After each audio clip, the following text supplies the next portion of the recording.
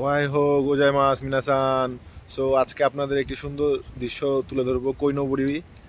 কৈনবুরি হচ্ছে আপনার কাপড়ের স্ট্রিম সামথিং, যেটা কাগজ বা কাপড়ে মাছ এঁকে ওটাকে ঝুলিয়ে দেওয়া হয়।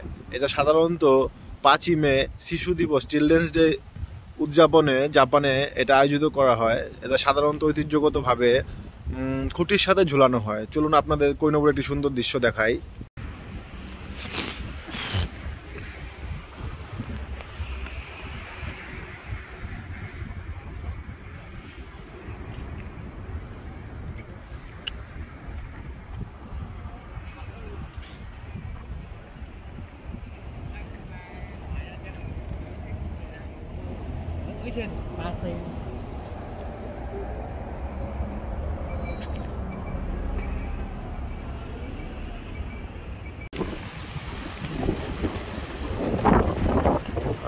スイカジェね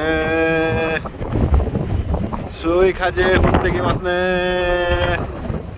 これは鯉のぼり。